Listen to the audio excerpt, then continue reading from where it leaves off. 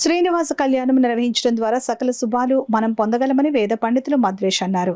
ఈ సందర్భంగా సత్యదేవ మందిర నిర్వాహకులు సీనియర్ జర్నలిస్ట్ డాక్టర్ పరశురాం మాట్లాడుతూ శ్రీ వెంకటేశ్వర స్వామి కళ్యాణం తిలకించడం అంటే పూర్వజన్మ సుకృతమని అన్నారు.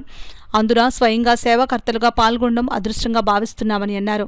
కలియుగంలో శ్రీ వెంకటేశ్వర స్వామి వైభవం అనేక పురాణాల ద్వారా మనకు తెలుస్తోందని చెప్పారు.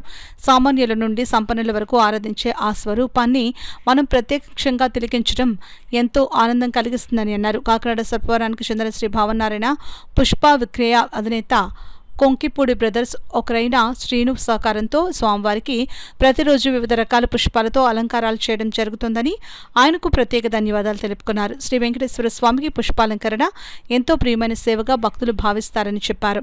కార్యక్రమంలో వ్యవసాయ శాఖ కాకినాడ రూరల్ అధికారి సిహెచ్ సత్యనారాయణ, బ్రహ్మాండం పన్యాల నరసింహరావు, లక్ష్మీకాంత్, దీక్షిత, తుంగమణితో పాటు పలువురు పాల్గొన్నారు.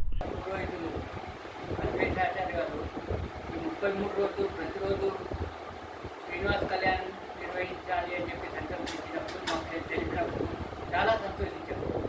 అలా రోజుకొకరు చెప్పుకున్న 33 రోజులు శ్రీనివాస కళ్యాణం జరిపిస్తున్నాం కదా, అందులో మేము ఒక రోజు భాగ్యస్వామి అవ్వాలి అని చెప్పేసి ఇవాళ మా చేతుల మీద శ్రీనివాస కళ్యాణం జరిపించడం మాకు చాలా ఆనందంగా ఉందండి.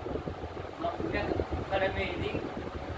మాకు అవకాశం దొరికింది. అది కాకినాడలో మనకి దగ్గరలో. అదే టీటీలో మనం చేయించాలంటే తిరుమలకి కళ్యాణోత్సవం టికెట్ దొరకాలి, అభిప్రాయాలు.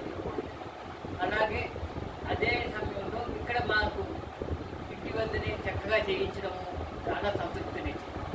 అంతేకాకుండా అధిక మాసంలో అరిసెలు అపూపాలు అంటారు. అపూప దానం చేయడం వలన ఆ అపూపంలో అరిసెల్లో ఎన్ని కన్నాలు ఉంటాయో చిత్రములు అన్ని సంవత్సరాలు స్వర్గవాసం లభిస్తుంది అని నానుడి.